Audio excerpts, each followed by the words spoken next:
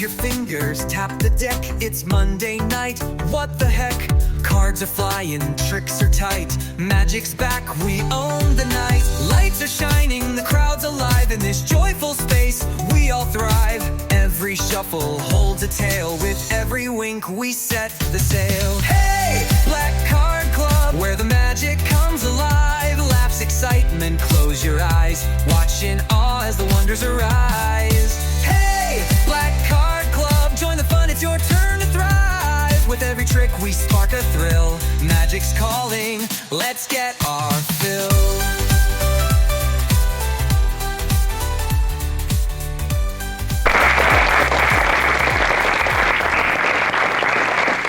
Thank you all for coming here. Before I start the lecture, I would like to warn you about my lecture notes. I have lecture notes, but they're not the type you are used to. They're very small. And also they're very thin. Actually, it's just one piece of paper. And this says nothing, and this says lecture notes, so that you know what it is later on. And the inside page, the first page, says nothing as well. And here there is a little bit of text. So you know what you're buying. They cost $8. Well, don't tell me you never bought lecture notes before which contain less than this.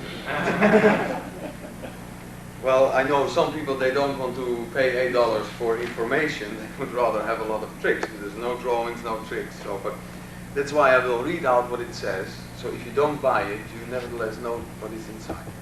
Okay. It says, "Dear Magic Friend," which is you, if you buy it. All I know about magic can be found in the following books: Showmanship for Magicians by Dario Fitsky, Magic by Misdirection, also by Dario Fitsky, and Magic and Showmanship by Henning Jans. And these books tell you almost everything there is to know about magic, and they will give you an insight into what magic really is. And that's much more important than my tricks or someone else's tricks for that matter. And these books, they have helped me a lot, and I hope they will help you too if you have not already studied them.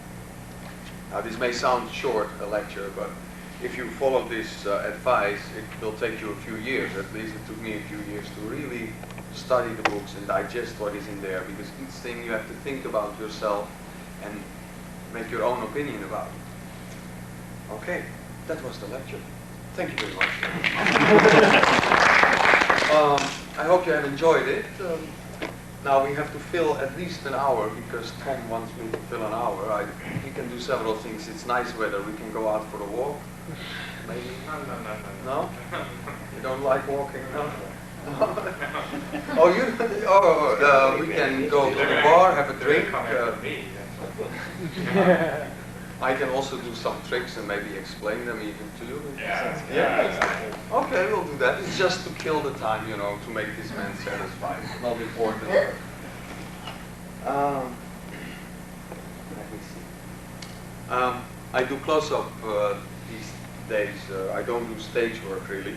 But years ago, I used to do a manipulation act. There was no work for that, so I stopped doing that some time ago.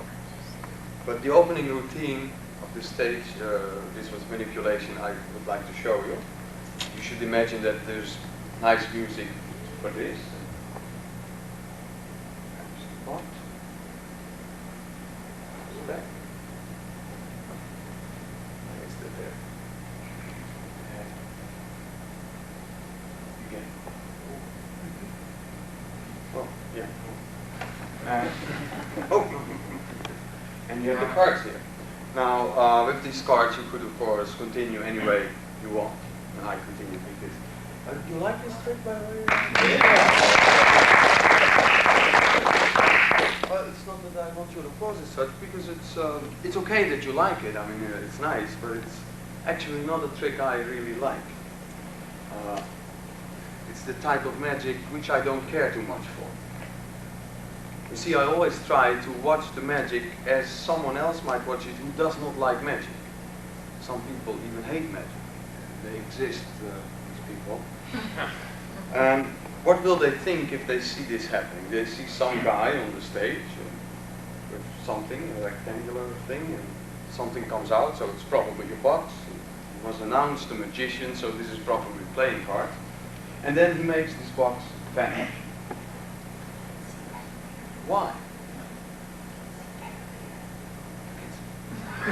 You can see it? Okay. Why does he make it vanish? Nobody knows. It's a mystery, because why not, like any other normal person, put it in your pocket? The only reason you can think of that the magician makes it vanish to show that he's capable of vanishing. Okay, it's gone, and then he makes it come back. Why vanish it when you want to make it come back again? There's something wrong with this man. Anyhow, he takes the cards out again, and you get this transposition. Well, if he wanted the cards in this hand, he should have taken them out of this hand. So it's again, and then the box comes back again, and he really doesn't know what he wants, this magician. And that, I feel, is when you have no reason for doing what you are doing, a lot of the magic becomes almost silly, and the only reason you can think of is that it's indeed to show off. And people don't like to pay money for that. Instead, if you go to the theater, and some theaters are, every place is sold, and they see a show in which there is no magic. And they pay good money for this. Crazy to pay good money for such a show, but they do. And what do they see? It's always people who are in conflict with other people, or with themselves, or with their surroundings. And these conflicts, they make that you can see some emotions in the characters, and that you start to understand the people on the stage. And when you see the emotions, you can also relate to the people there. For instance, when you do this in a different way, something like this, the cards,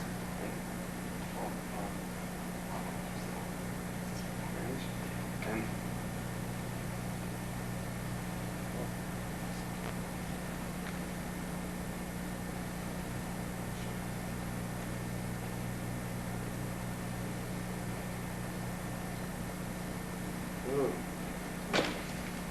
oh no. You do something like this. Now, in a very short time, they've seen a lot of emotions from me. First of all, when I start, I take the cards out of the box.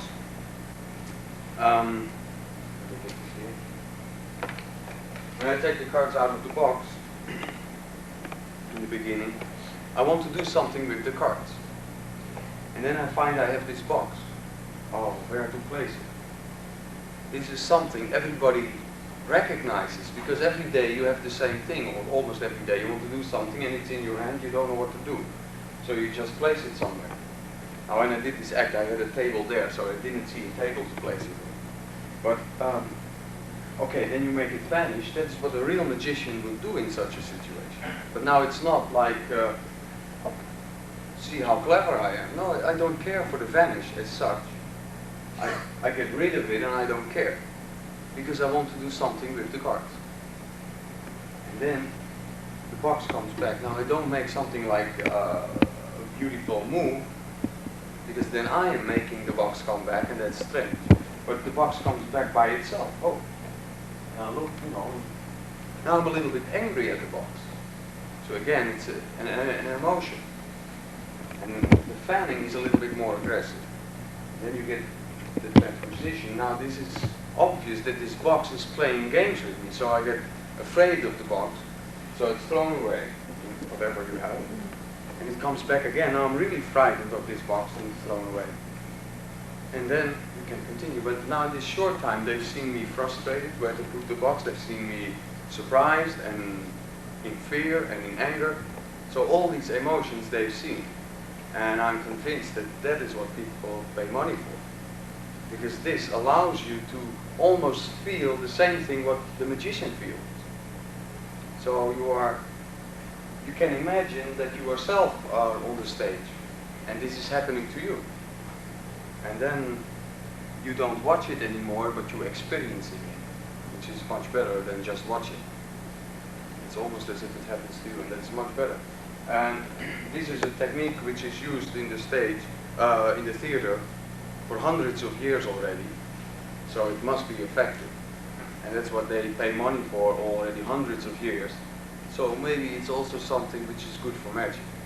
And I think that would make magic much more modern than putting all kinds of weird clothing and modern music there, because that's not the essence, that's just the dressing for the magic. But I feel the theater is the essence, and that's, I think, more valuable. Okay, the explanation is the least important part, we'll do that quickly. It's half a deck of cards, with a back of a card case, put it there with an elastic band. And there's a knot in the elastic band so that you can push it off quite easily with your finger. The front part, this is the front, it's a flat card, but it has a piece of metal here, which is at a right angle to the card, the full length, yes? And then comes half a deck of cards, and then one card also with a piece of metal, but it's a shorter piece. This allows you to fan the cards out, and the piece comes still here. If this would be full length, it would dig into your thumb here. Okay. So you have that together, looks like a case.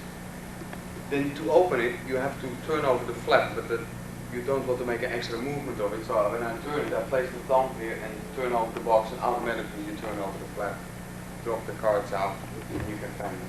The vanish is a standard vanish like this. It's very easy. You close it, turn the flap over it, back. And then you do the same thing again. You take the cards out. This time you let the elastic fly away. And you have these loose cards, and you hold your hand in a fist. And then when you spread the fingers, you can fan the cards, and so you make the box change to a fan of cards. And this fan, which is here, because of the metal here and there, you can close it to a very neat package. And then you hold it with your fingers, turn over the flap, and turn it forward. So at the same time, you get this, you get the transposition. This you throw away. By the way, these are double-faced cards, I forgot to tell. You close the fan, turn it over, and then they see again the card case. You just throw the cards out and they see the faces of it. You see, that's why it's double-faced cards. And this you throw away immediately, and you can continue with this. Okay. Any questions on this? No? If you have questions, maybe later you can ask them tomorrow in Chicago. You go to there too. But okay. The main point is that the theater is much more interesting to people than your tricks, because that's not what everybody is interested in. Okay. Oh, before I continue, I would like you to know that I have this booklet here. This has a lot of text here explaining all the tricks I will do in this hour, and many drawings explaining it. But of course, you understand this is only my tricks, so I don't know what to charge for this. I mean, my tricks will fit you just as well as someone else's teeth, so I don't want to charge any money for this. It's so important. So I will give these for free. Well, only if you buy my lecture notes. Then you get to. All right. Thanks, Dad. Go ahead. Oh, have you ever seen a card trick with less than one card? No? I'll show you. It's a very simple trick. It's a card trick with 3/4 card. And if you have 3/4 card and you tear it, you take 3 pieces and you blow, then it is restored. Except, of course, for this last piece. But it fits exactly.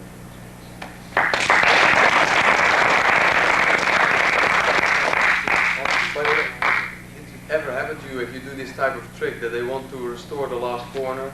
Well, they don't want it, but they want you to do that. That would be very good, huh? I think it is quite good.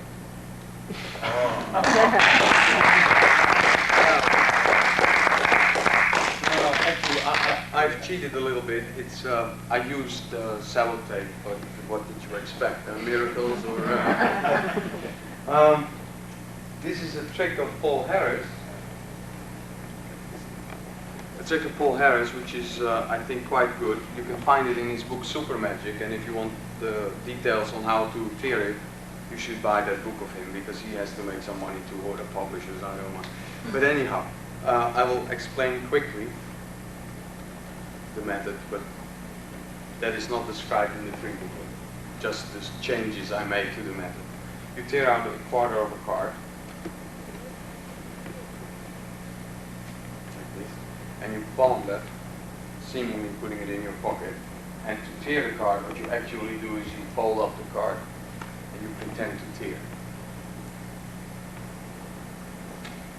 And then you have this piece and the card is folded like that. Now what Paul Harris did was to prove that it is three different loose pieces, 1, 2, 3 pieces. Now I don't know how it is with you, but if I see 3 things, I know it is 3 things. I don't count. If I see 4, I know it is 4, and I don't count. At 5, I cheat a little bit. I make a group of 3 and a group of 2, and then I know it is 5. If it is 6, then I count 1, 2, 3, 4, and then I stop counting because then I know it is 6.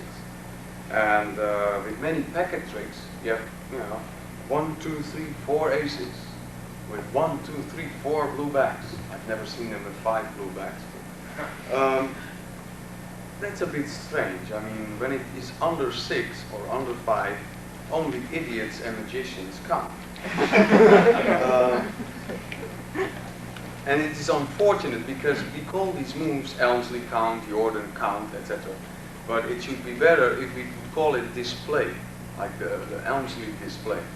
Because if you have the cards, you could say, oh, I have the aces here. And oh, they have blue backs. And you show them and they see them move, but they will feel and realize it is 4 cards. There's no need to tell that. In many cases it's not necessary unless the amount of cards is very important to the trick, but that usually is with such a small amount not necessary. In this case, so to count 3 pieces, I thought, well, no. But because the card is folded in this fashion, you can push this part aside with your thumb. So what you then get is, because of the way it is folded, you just push it aside and put the extra piece there, and they see 3 pieces. So there's no need to count, they just see the 3 pieces. The restoration becomes easy too because you grip it here, and this corner is extending, you grip that, and you just do this. So it opens. And this little piece comes behind your fingers, so you get, and the card is restored. Now this doesn't look good, but to make it look really restored, you put a crimp in here and there, so then it looks like a rigid card.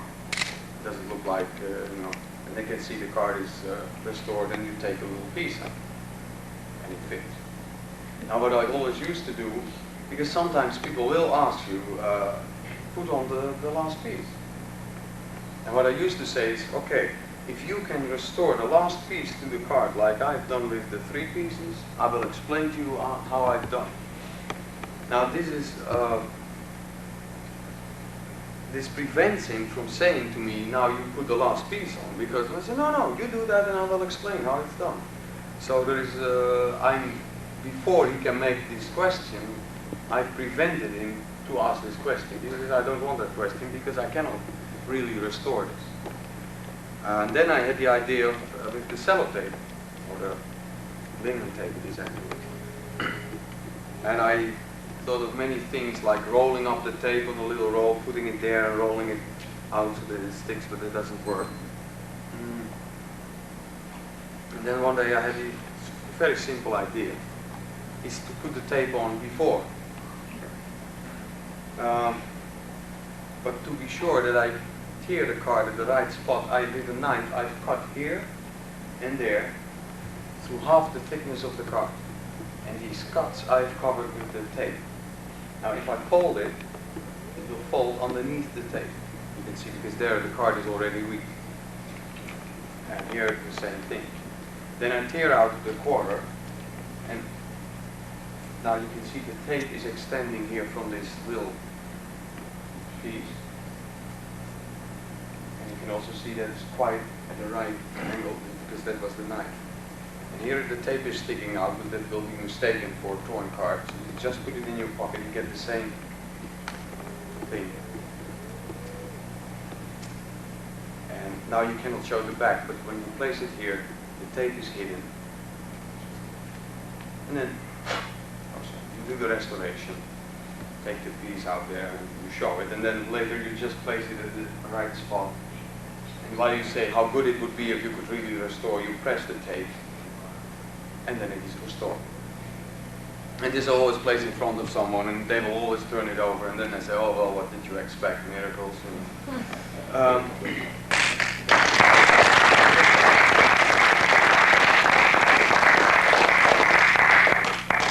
There is one little thing though. Sometimes people have come to me and say, well, you can improve this by using transparent tape which doesn't shine. And then you can show the card both sides. That you can indeed do, but then you cannot place it on the table because they will see the tape. I mean, it's not that invisible. So you have to put it in your pocket. But it's not that people want to examine the card, but they want to touch the miracle. You know, they just want to hold it for a moment. And if you put it away, it's suspicious. It's something wrong. And the tape is much better than, you should not always try to do a perfect miracle. Because already they don't know where the tape comes from, so that's a nice trick. But this also shows that I'm human. Because this is the way a normal person would restore a card if he had to. And this shows that I'm normal too. Because if you do tricks, even if you don't want to be like, okay, I can do all kinds of things which you cannot do, they still sometimes put this idea on you. And then if you have this, then it's like, okay, he's normal. That's important, I feel. Many people do this. I know Finn John, he has a very good act, and this is in Paris. This is one of the top nightclubs, and he's a very serious act. It's not a comedy act. And he does very beautiful magic, and in the middle of his show, he suddenly does this.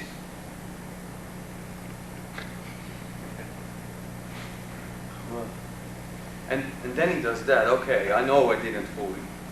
Now, and then he begins with the big magic again, but it shows, hey, this is something you would do for a child, you know. Oh, maybe he is children himself. Suddenly you come closer to each other, and he's a normal person, and he's not, you know, all this big magic. He also does the very great magic which you don't understand, but also he's a normal person, and that's important. It is of course not important to have such a thing in your act if you have a terrible act. Then they know you're human, but you know. All right, so that's it. Something else with close-up, and I don't know if this has ever happened to you, but maybe one day you go to a party and someone knows you are a magician, and this person says, "Oh, show us a trick," and you have nothing with you. You know the situation? Yeah.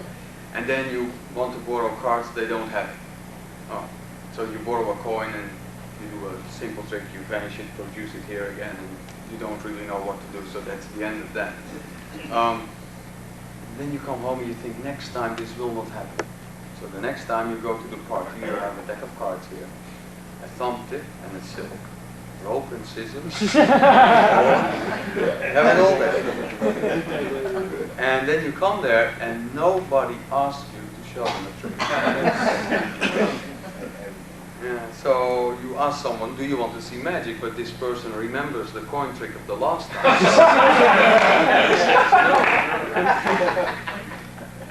Now actually to ask someone, and I don't care too much what the situation is, but to ask someone, do you want to see a trick, I feel is a very bad question. It's not a good question. Because people basically are nice people, they want to be nice to you. If you ask this question, they know that if they will say no to your question, that they will hurt you. and they don't want to hurt you. So they will say yes, and then they will hurt themselves. So that's not fair. And when you ask strangers, do you want to see magic, it's especially bad, because what can they say? Maybe they've seen good magicians in the past, maybe very bad ones. So they will, suppose they've seen bad ones, they say no, but they haven't seen my work. So it's very unfair to my work, and my work is important, and I don't want it to be judged on the work of other people. Whether they're good or bad, that doesn't matter. I want to be judged on what I do and not on what someone else does. So the best thing is to give some type of an example which allows them, where you don't ask in a direct way, do you want to see magic, but that they can react to, and the reaction they give, that will tell you if you should continue the magic or if you should continue the magic or not.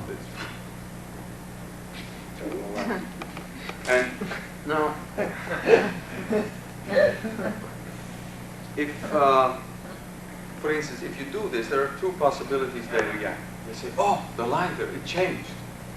You say, oh, but it's simple, it's magic, and here I have a deck of cards, and I'll show you some more, and you continue. It's also possible that they say, oh yeah, the lighter changed, who cares?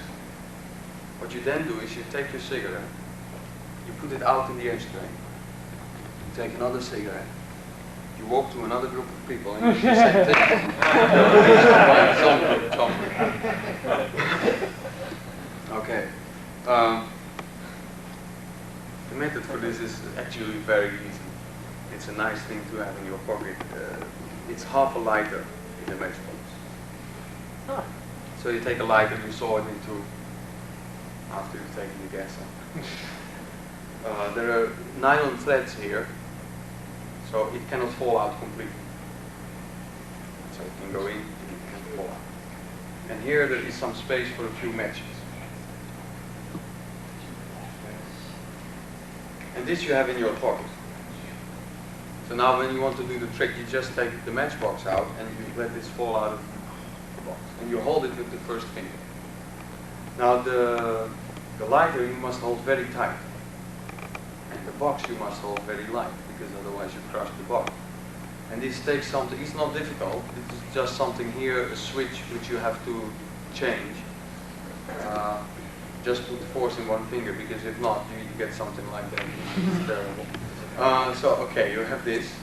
And when you do this, it's amazing how much attention this gets. Anyhow, you keep doing this until at least one person is watching.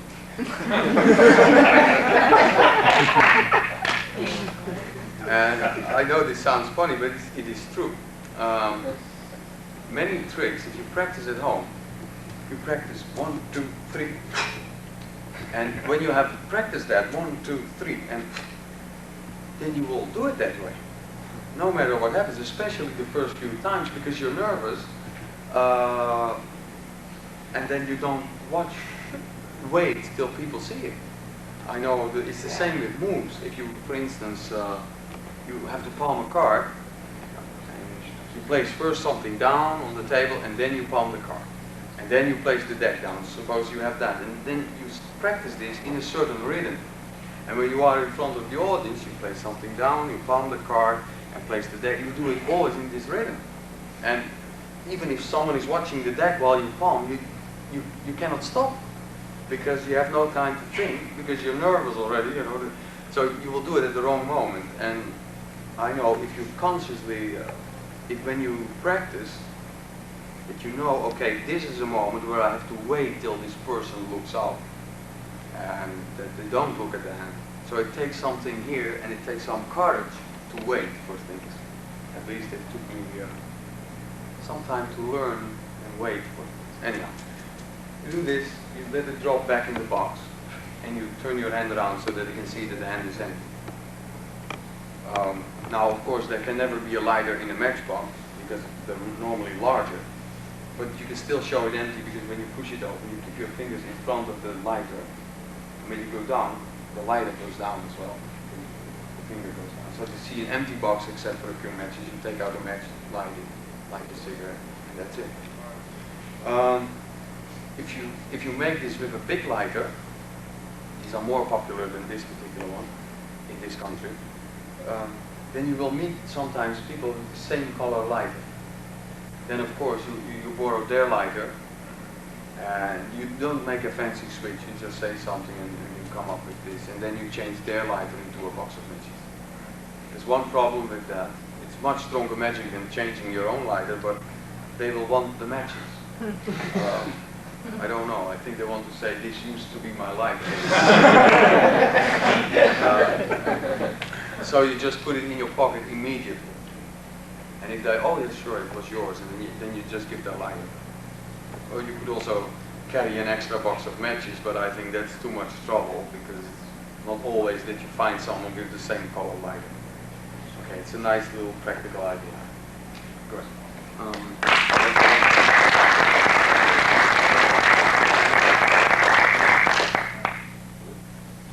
place these here, and I will show you a card trick. I want to show you a small card trick, and it's a very small card trick. Like this.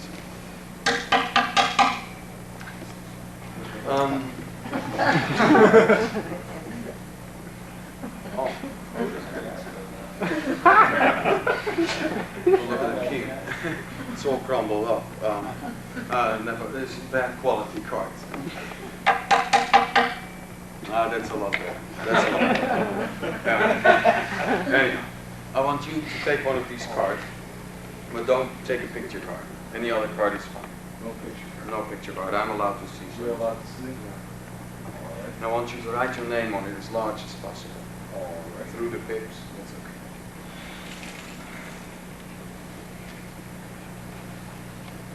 okay. Okay. Now you see all the cards, they feel quite normal, like they always feel on a Friday. Except the 7 of clubs. It feels very important. You can see, because if you place it in the deck, and you just do this, it goes through the other cards to the top. It's on top now. Am I too fast? I'll do it slow. Okay, it's very simple. It's about the middle. Not exactly I see, but that's not important. The important thing is this. It's impossible. And yet, you know, I became a magician to find out how I do this. Actually, sometimes I meet people who think I cheat. They think I put in a different card. It's already on the top. Or that I use sleight of hand. Of course, this is impossible. I'll do it on the table. You can see I don't do anything with my fingers. I will only use my very fingertips. Look. There is no way for me to cheat and no fast movements. I'm not going to fast anymore. If you watch the side, you can see it go up. Look. Did you see it go up? You did? Well, it's there.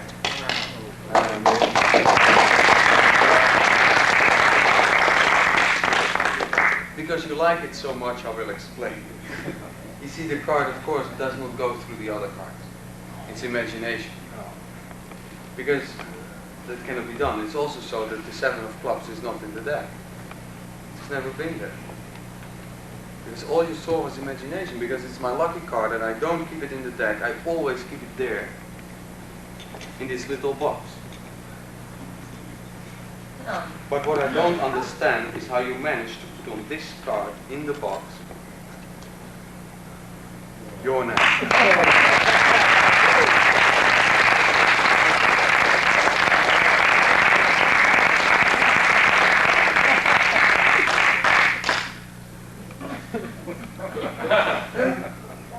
Yes, it's a problem I always have. The cards, they came out of the box, so they should go back in again. Really, they came out.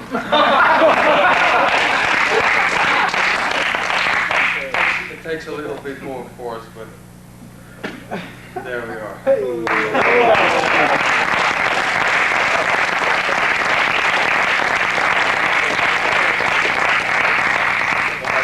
That's a lucky card. There's 6 months guarantee on the luck, so keep at least half a year. Thank you very much. I will explain the different parts of this routine. First, the shrinking box. This is one version I made. It's 3 parts of the aviator. They come together like this because of the 2 colors. This is threads inside so that it cannot go further apart than this. And the other side is decorated like a small box, like a flag. This has an advantage because if you have this trick like this, you start like this, you take the cards out, you do your trick, put this away. Then later, when you are done with the trick, you can take out the box like this, and they will not remember that it has shrunk to small. And you can place it back, and it's reset. So you don't have to reset it in the manual, which is better because if you do all your preparations there after each table, the person who's I hope, paying a lot of money for you, he thinks that you are either lazy or very ill, or you know. So, okay, that's one method. But of course, if you have this, it gets dirty, so you have to remake it every once in a while, and that's a lot of work. So I made another method.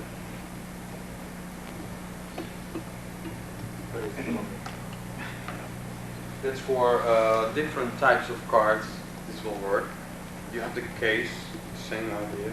Take it out, and it's a small case. Now, here it's just half a box, and nothing more. It just looks like a small box on one side and like a half large box on this side. But because the cards are the same as the box, you can hold it like this.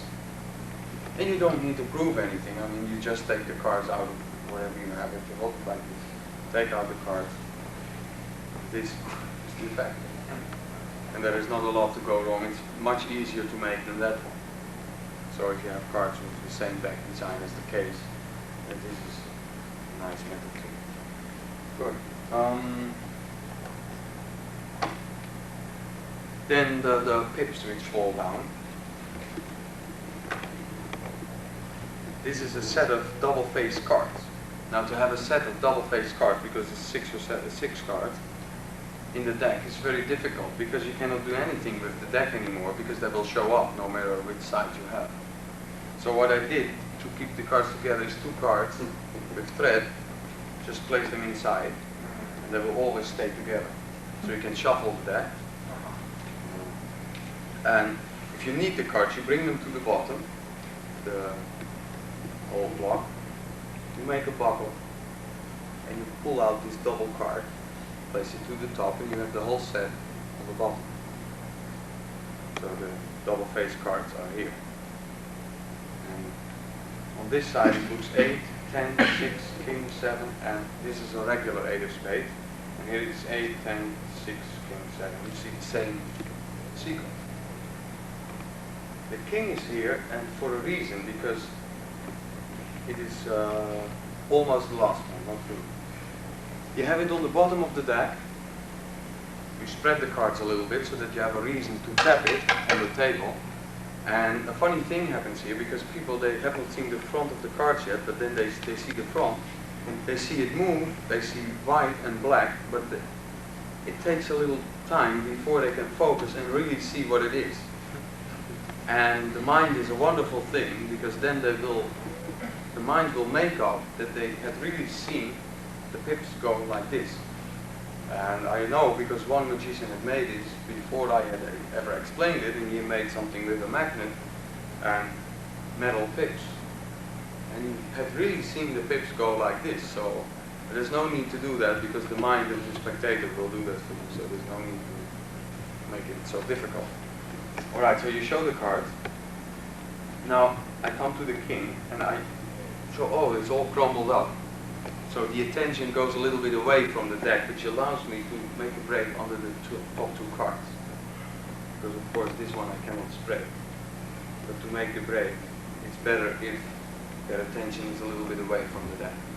Place this here, push the whole block aside, which you can take in the thumb palm here, and if you then start tapping it again, automatically you turn over the card, so you tap it on the table.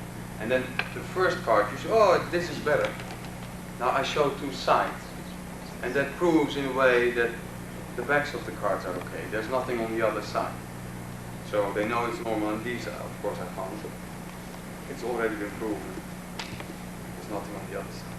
And I open this, put the whole set back again. That's where it started. And I can use the deck for another trick. So this way you got rid of the cards again, in between the two. That's that part. Any questions?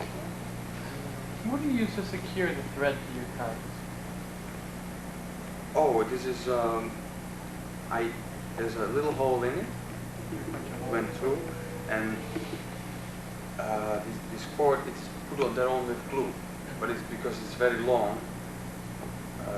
It's quite strong, but this keeps it very thin. But sellotape would probably work as well, although that you have to renew maybe a little bit more often. Okay. Now, then later, the chosen card came out of the box, the little box, which is a trick of thread caps. But the folding of the card, I would like to show you. It's well, there are several methods in print how to fold a card, and one is that you palm the card and that you do it like this. Now, this is no matter how long you practice this, a year or 10 years or 20 years, the fingers still have to do all this. And you see, the hand looks ugly, so you cannot do it out in yoke. So you have to do it with your hands like this, or underneath the table edge, or behind someone's shoulder, which I like because then your arms are open and you seem to be honest. That's much better, but I wanted a method to fold the card while my hands are here. And now I have folded the card, and you can see it's smaller than the other method. So, and the smaller it is, the more cute I found, and also it must be at the nice right angles if it is all crumbled up.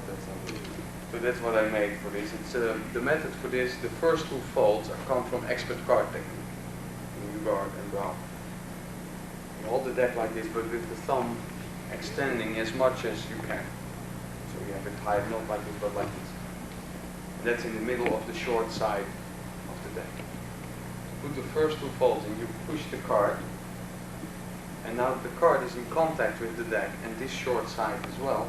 So the first fold must be at a right angle. There is no other way.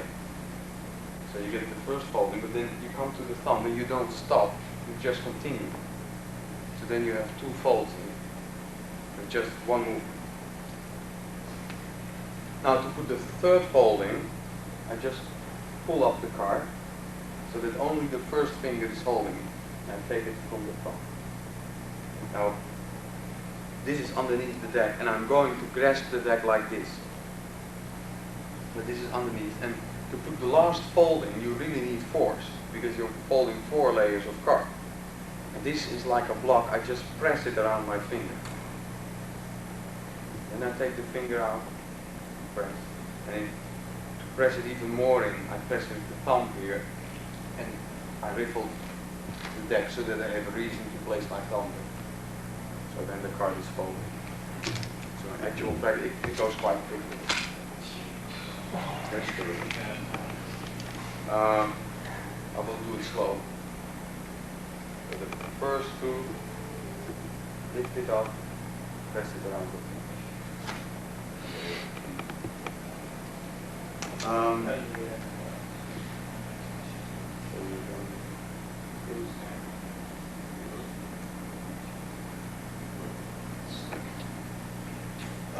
there is one problem with this card fold. It's very difficult to learn. Not because it's difficult to do, but of course when you practice this, You don't use new cards. I mean, you use old cards. I don't know how many old cards you have at a house. Maybe 10 decks, 15 decks maybe. And that is not enough. So when you practice this, then all the old cards have been used. You have practiced it for about 70% maybe. But then you have no old cards anymore, so you have to wait till you have new old cards.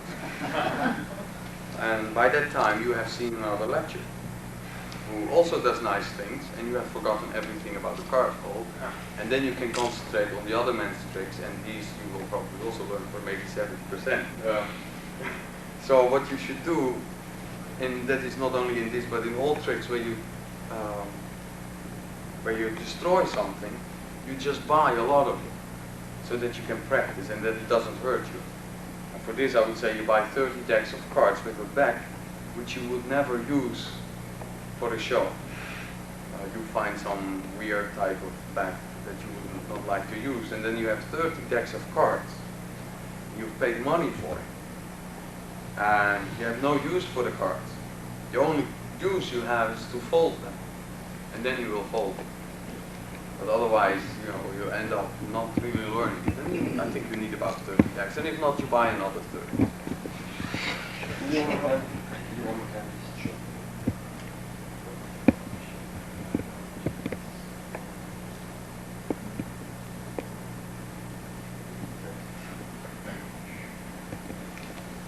But the most difficult part probably is to pull up the card. Because in many cases, their thumb goes up only. And I don't know exactly what I do, but I just take the card along. It's something of it. There's not high pressure or something, but just put the card up. Press it. Is that in the free booklet? Yes.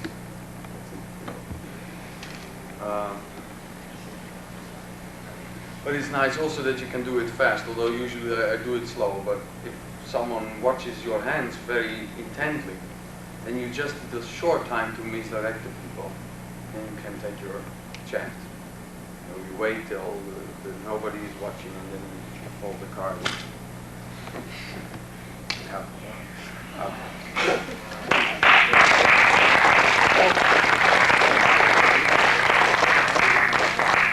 Well, if you don't mind, I would like to take a small break now, and after the break we'll continue. Ideology, don't take a break. Oh, well, I'm taking a break nevertheless. See you in 15 minutes or so.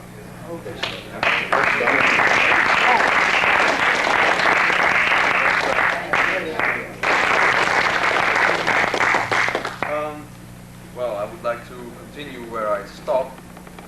This is the little box, to put the full deck into the little box. And I can show you the ideas like this. You put it in halfway. Then it goes in completely. Now that's there's no need for sleeving or anything of that kind. You don't have to get rid of anything. But you have to switch the deck because you cannot really put a full deck in, What? What the thing? No. I will explain the deck switch after I've explained this little thing. I think that's easier to do for the explanation. Actually, in here is this. It's 1/3 of a deck cut like this. And this just barely fits into the box. Actually, it's still sticking out because the flap goes over it a little bit. But that means that when I hold the box like this, it looks even smaller than what it actually is when it is closed. So that helps the illusion. And this box is so small that it really just fits in, because each millimeter you must try to get it smaller and smaller. The size of this you have to work out, because I always work with brick size and I don't know what to do for poker size. But you have to find the right proportions for this, that it looks funny. Because if you make this a little bit higher, then the box will become wider. and then it doesn't look funny anymore. And if you make this too short, and then this will become out of proportion, and then again it's not funny. But this is not like some decks have miniature cards, and it's not like you use such a box for miniature cards. You have to make it especially to fit these proportions. There is no way you can find such a small box in that size. That's, okay. Now, of course, this doesn't look like a full deck, so you have to do something about it. Here is some double-sided sticky tape, and you just attach a card to it. So then it looks like a full deck when you hold it like this. But then, of course, the card, it has to go in.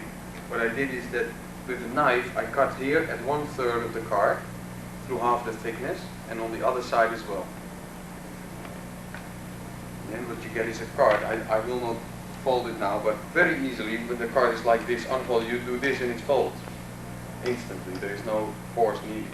And this is attached to here. But you must understand this is like flat. Yes? It's not folded. So it looks very flat. Then you take the box, and you don't put this in the box, but you're in front of the box, and with your finger you hold it. And then you can fold it, like this. And you can place it on the box, but then you, of course, the card, it springs out again. To avoid that, I made in here a little hinge. It gets more and more complicated. So this can go like that.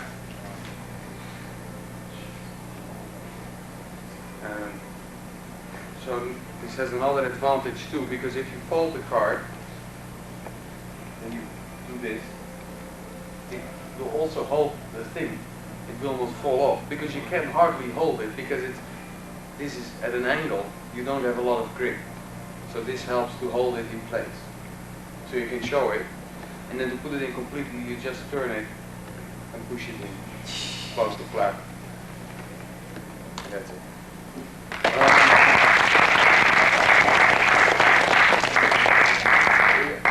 Now I would like to tell you something about the deck switch. Some things in Magic I like a lot. Some problems, you know, deck switches I think are a lot of fun to work out. They are a real challenge, because there is no stock answer for if you want to exchange a deck. And I think there are nice ways to do deck switches for different tricks. This is what I have to change for another deck. Now, I was thinking about deck switches. Of course, if you sit down at a table and you do lapping, it's not so difficult. You can change the deck and throw the other one on your lap. But I always work standing, because usually they don't have a chair for me when I come at the table. So I always work standing. But then you have to make something of a pocket switch. And I did not want to have holders or something, because now there's a problem, because if you have a deck of cards, and you want to exchange it for another one in your pocket, that's difficult, because you have to have another deck there. Say this is the deck you are going to switch in and this out. You have to do this, and you get something like this. It moves, and you get a lot of fumbling. Also, if you go with your hand to the pocket, you must have a reason. So say to pick up a pencil or put a pencil away, then you get three objects. For instance, you put the pencil away, and you have to get the other deck. Or if you pick up something, then it's even more difficult. And then also it's illogical most of the time to go with the deck to your pocket, because normally you would hold it in the other hand and go to your pocket, unless you are holding a chair or something. But you really have to hold it or something, because if you just hold something small, then you would still hold the deck and go to your pocket like that. So a pocket switch is not so easy. And then I thought, well, maybe a good way is, which then you are certain not to fumble, is when you do it like this. And it has one more advantage. The deck is in sight all the time. Okay, it jumps from hand to hand, but this means that you need a very small time to misdirect people. Because if they just look away one moment, you're done. So it's very small time. Now, of course, you have to have reasons for your hands to do what they're doing. And this will probably, well, this will not fit in most of the tricks, but in my case it fits. This is the little box which I have here, and this is the box where the folded card comes out. Now, so the card comes out, I open it, the signature is there, I put the card on the table. Now this hand goes to the pocket to put this little box away, and this hand goes to the pocket to take out the card box. So they have a reason for it. This is totally illogical what happens, but it is natural. You have to be natural in magic, but it doesn't mean that you have to be logical. There's no need for that. So it's a very simple switch, and it's certain to go smoothly, and that's more important. And it's almost, well, sometimes, you know, so you do this and that, the deck is always there. You just relax, don't worry, just take it. And you don't fumble, and that's very important too, because if you are fumbling, then they will know that something had happened. Okay. But you need two objects, one to put away and one to take out of your pocket, to do this type of switch. Good. Any questions on this? No? Fine, then we can put this away.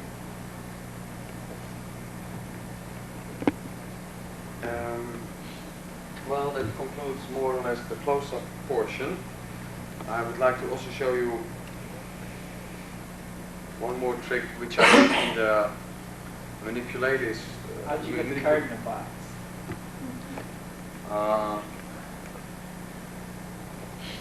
Then I can. It's with a shuttle pass.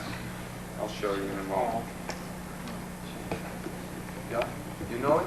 No, I can do it. I know where shuttle pass is. Okay.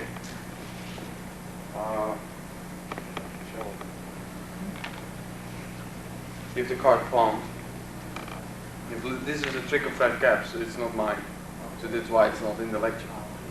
But the card is there, it cannot fall out, and you just take it like this.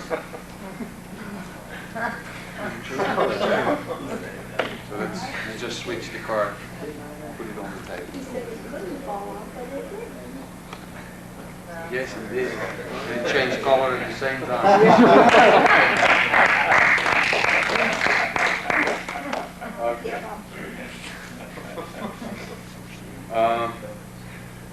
Actually, in magic, when you create something, it's not really all that difficult creating things, but it's more a mentality, I think. I found that many people, they give up before they have started. Sometimes I have very strange ideas, and well, then sometimes people say, oh, but that cannot be done, that's nonsense. And that is precisely the thing. If you don't want to come up with anything new, it's a perfect attitude to say that it cannot be done. And then it certainly will come out, it will not be able, you will never get there. And so I never say it cannot be done, because that's a sure road to failure. Although sometimes it takes very long before I find the method, but I always, when I have the idea, I take the idea and don't let go. Even if it takes me 1 year, 2 years, 10 years, I don't care.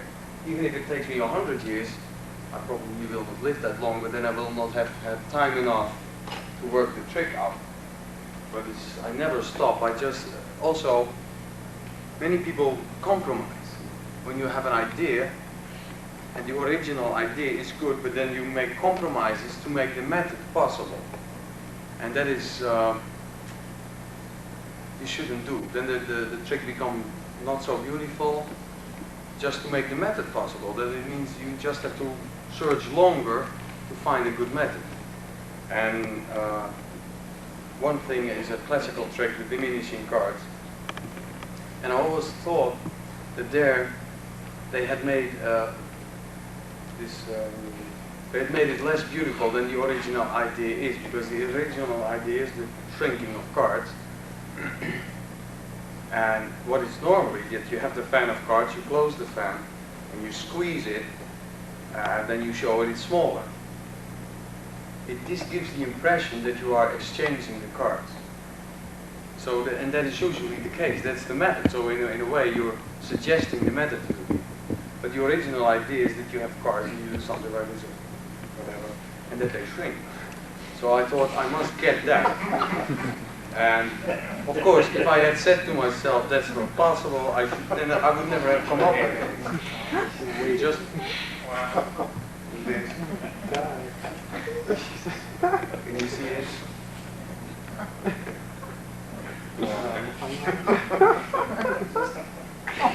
No need to do anything. Maybe it gets small. Oh, never mind.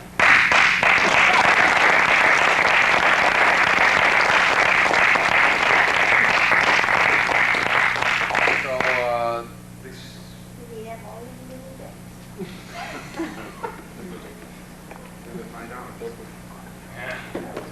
Now you see, this shows that if you have an idea, just stick to the idea and don't let go. It's much better, because even if you don't find a method, because I have dozens of tricks to which I have no method. And I'm working on them for years, you know, already, but the whole trick is there except for one detail. And I don't know how to do it. But for some tricks, I know how to do it if I compromise. Make the trick less beautiful. Well, then I don't want to do the trick. I don't care. I want to do it in a specific way which I feel is beautiful. And that is, many people, they say, well, I feel as a magician you must in the first place do what you find is beautiful. And then you do that and you test it on an audience. And what the audience likes, that stays in the act. And what they don't like, you throw it out. But if you start by doing what other people say is commercial, then you are making magic less and less. Nothing gets added. There's a saying in Holland, it says that a craftsman makes what he sells, and an artist sells what he makes. And I think there's a nice difference there. And well, especially if you don't do it for a living, you have every opportunity to be an artist instead of a craftsman. Because then it doesn't matter how many shows you do. Then you have all the time to really work on magic. And so sometimes I think it's weird that many people who don't make a living out of magic, that they don't put in the little things. They just take a professional trick of a professional magician and they do it the same way. It's much more fun to make more beautiful things. And you have more opportunity than many professionals because they don't have the time. They have to do shows. Okay, for this, the diminishing card, you take strips of cardboard, thin cardboard, with pips on them. This is transfers which are rubbed on, and they're sewn together with a thread. It's a lot of fun doing that. So you can open and close this. But this first strip is about 4 inches long, and the second one is 2 millimeters shorter, and each one gets a little bit shorter. So you get like the house of a snail, spiral. And the size of the pips, their size is in relation to the length of the strip, so they get smaller and smaller. Now when you hold it like this, it doesn't really look like a real fan, but this will pass as a fan. Now if you do this, it just gets smaller. And the ink shrinks too, you see. Now, of course you do it a little bit slower than that. But also to avoid that people see that the pips go into your hand, you don't move the strips in, but you move your hand around it. So the pips, they don't move. You do this. At the same time you go down with it. Now this is illogical, but this is not so obvious that the cards go into your hand. And then when you go back like this, then everything stays still, so you stay there. You just show the card, you do this, and then they don't see it go into the hand. You do this. Now what I used to do also is to take little cards out and show. That is something which because in all the versions you do this, so that's not good. Because then your fingers come near the cards and so forth, and that's not necessary, and this way it's much better. Also it's a lot of fun, because if you do this, you must do it quite slowly, take your time. You do this. and people start to get worried. He's just doing this and nothing is happening. This is a lot of fun. You see them getting, you know, what's happening, what's happening? And then you see, they start thinking, are they getting smaller? No. Yes, yes, yes. Which is a lot of fun to watch. Also, it's, I feel, you see a lot of magic tricks. The moment something happens, you have a ball or something, you put it in your hand, it's gone. There's one moment where people realize the magic. And here, it's a very long time. And that's nice because that brings variety in the act. Because it's a totally different approach on people. And I like that type of variety more than the variety in props or in God knows what. I mean, you can do an act and change the props, but I would rather see an act with just one prop and change the approach. And at the end, you can change this for a small fan of cards, which you place here and then palm this away, and pull the small fan of cards into the finger palm and do that. That's a good way. You can also attach it to a pull, but I think that is probably a little bit too much, but it depends on what you're doing. It's a lot of fun making. And I'm not making that. I'm not making that, no. It's prison work, but okay. Well, this concludes all the, well, there are several more, but not all that much, tricks of the free booklet. But maybe I like to conclude, to show you the cups and balls, because I know you are interested in it and you as well. Okay.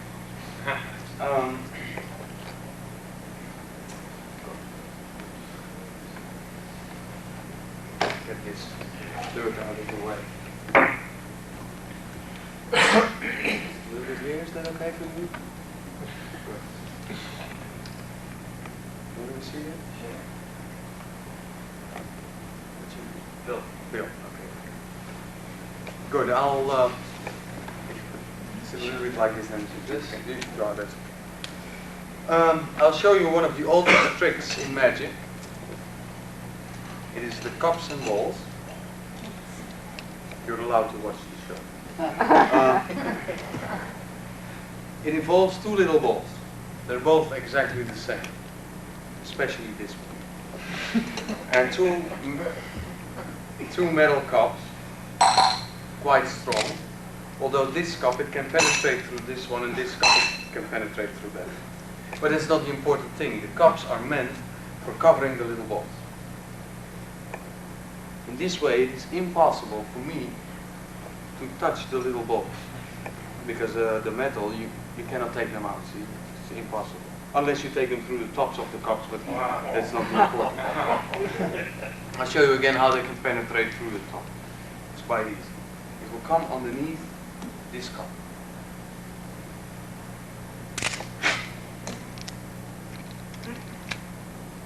Oh, I'm sorry. It's under the wrong cup, see? I'll do it again. And there it is. Now sometimes people ask me, is it possible to pass a ball? Well, you just do, and you have the two there, and here of course there is nothing.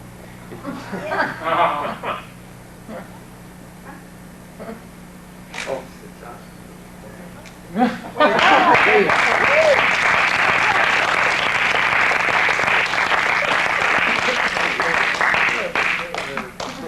we'll just continue. Yes. I want you to point to one of the balls, that one or that one, whichever. That one? Okay, hold it on your hand like this.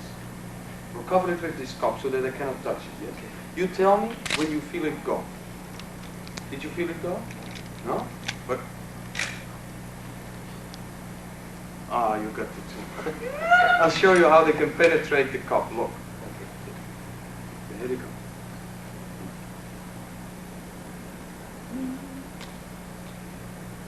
Oh, I see it's already full.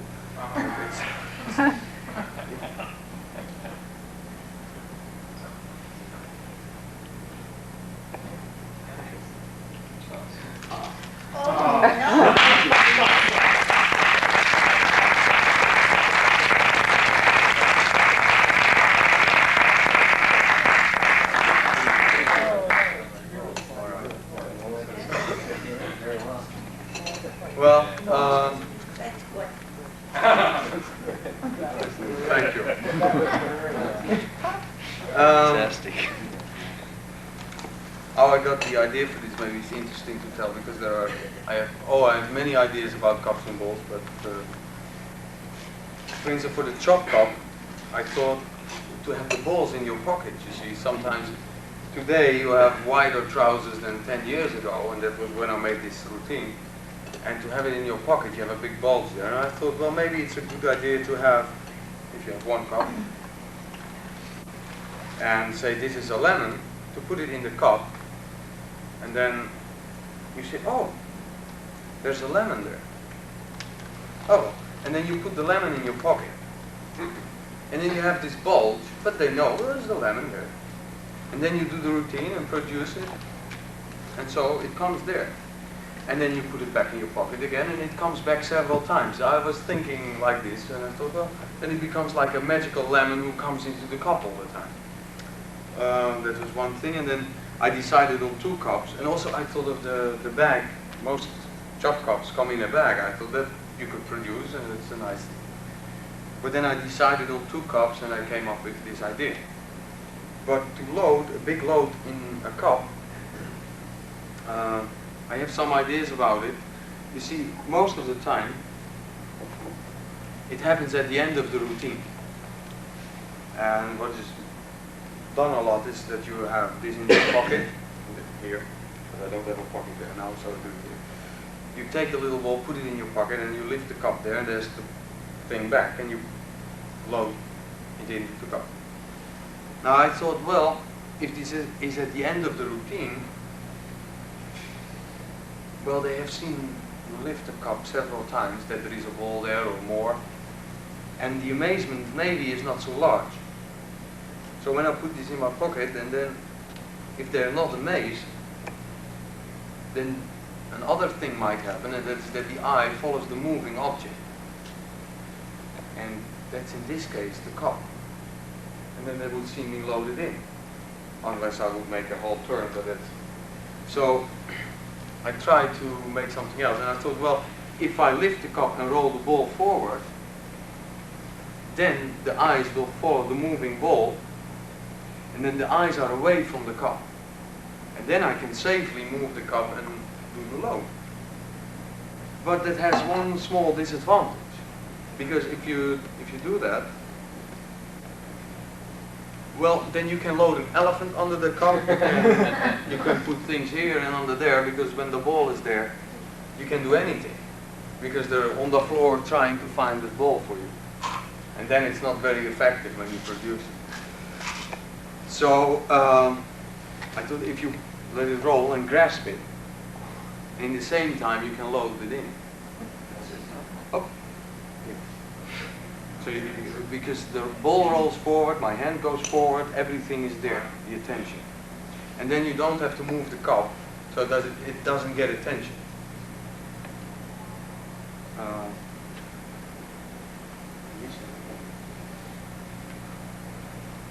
And also, to get it from here, of course you cannot just take it.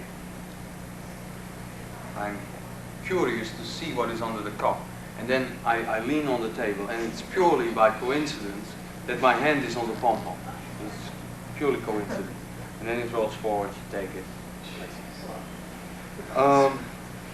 Now, I don't have a lot of courage to do this type of thing. Because if you have a lot of courage, that's also dangerous, because then you say, oh, this will work, and you do it. But I'm so afraid that I try to build in all kinds of cover. And I thought, well, they will probably catch me doing this. You know, this is, I'd never seen someone do this type of thing, so I didn't know if it would work.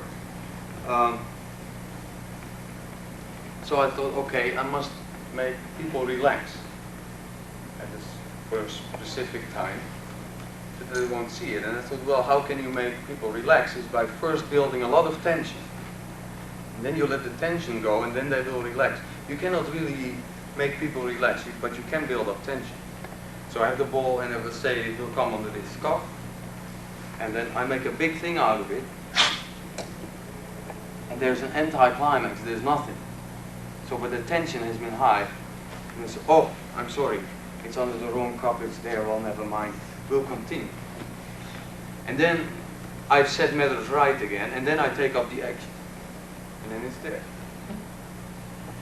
Now to prevent that they can think back, I just hold the load inside and do one more trick, the transposition, that you get the two there. And then I show the pump on there, pumping forward. So there is some time before I do it. So you see there are many reasons, many different things working at the same time to prevent people from realizing what is happening. Now how could this fit into a chop cup routine? If you have the chop cup with the load inside, and you have a little ball here, you put this in the bag, you take it out, then you shake the bag so that the ball falls on the table. That will give you some misdirection to drop the load behind the bag. And this you place on the table and you can start your routine.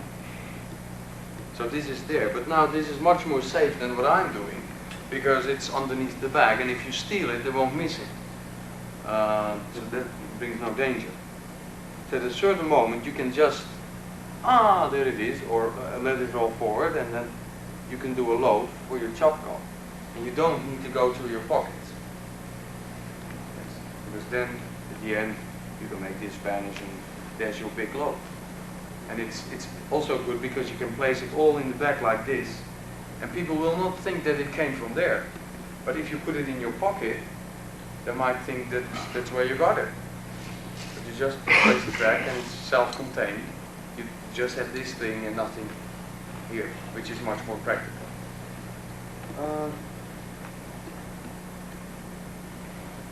And for the rest, if you do it, you should just not worry. That's very important too. But how to do that, I cannot tell you, because I don't really know myself. It's just you do it a lot of times and you practice it well. To get the bag and the pom-pom in at the end, of course, this becomes a little bit more difficult. The attention has been here all the time, and now I'm going to do it the second time. So I place the attention now here with this person, so it becomes farther away from there. Then I say to this person, you point to one ball, this one or that one. He points to one. I say, that one? Okay, hold it on your hand. Now, I start by doing this, so that they get used to this movement. And when they point one, I say, that one, everybody looks at the person to say whether he says yes or no. It's weird, but that one? Okay, hold it on your hand. And immediately this is more or less covered from the audience, because, well, you're far away, but usually it's a small table, so, and these people look over it. And here is the attention, so it's, okay, hold it on your hand, so he's holding it on his hand. Now, also important, when I steal this, I don't place it down like this, because then I could not grasp the ball so quickly, but also it gets attention. And this seems much more empty, because if there might be hidden something, but here, this way is better, unless you do it on a boat. Then it goes like this. That I had happen on the boat. Okay. Anyhow, so you have it there. He holds it on his hand, this ball. This cup I show empty. Sneak the ball on and place it there. Now he cannot feel two because they're too large to be next to each other. So one is on top of the other. So he can never feel two. Then I tell him, tell me when you feel it go. So he doesn't feel it go, mine is gone. And again here, I'm curious to see what is on there. And again, by coincidence, my hand is here. And I look there, there are two. Now you get something, the reaction like the sponge balls. Because there are two balls in there. Now I do exactly the same. I react in the same way as the audience. Ah, two. Yes, and then I come back. So the idea is this: if I would take this and put it in, that would be an action. But the action is actually something of amazement. Ah, yes.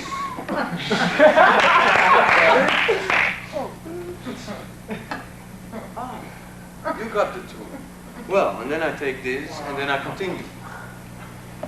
There's something else happening too, because when this happens, I actually, in a sense, I exchange the cups. I exchange the cup because at this moment, I lift it, you could say that they are, for just one moment, they're blind. And they see the cup, and this is implied to be empty, or they can see it is empty. And this I'm holding here. Now they're blind. Now they start seeing again. And they see this hand with the cup, and it seems to be the same cup which was on his hand, which implies that it is empty. And also, it becomes very strange because people realize that this you have to load first before you can load that. And that doesn't fit, because if this is the cup which was on his hand, I haven't touched that one for a long time. So somehow it becomes very difficult to reconstruct. Anyhow, what also might happen is this. When you load it in, there's no time to correct it. You cannot. It's one shot and there. I wonder, I had something like this, it was just missed it in a sense. Now if this happens, there's no need to worry, because quite often they will not see it. And then when I see the pom-pom there, I start looking for the back. It's much more funny, it's even better, but if they see it before I show the pom-pom, I say, what? Hey. And then I start looking for the pom-pom. So it just becomes a little bit different. Although most of the time it's just like the way I did it. Alright. So, any questions on this?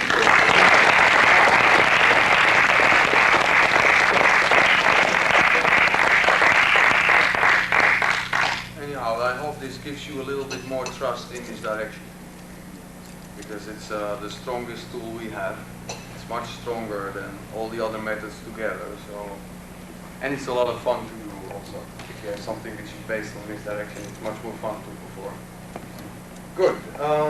Well, that concludes what I have to say to you. If you don't have any questions, I do have for sale the pip cards, which fall down in poker size. And of course the lecture notes, and each are $8. So if you want to have them, feel free as well. Okay, thank you for coming here now.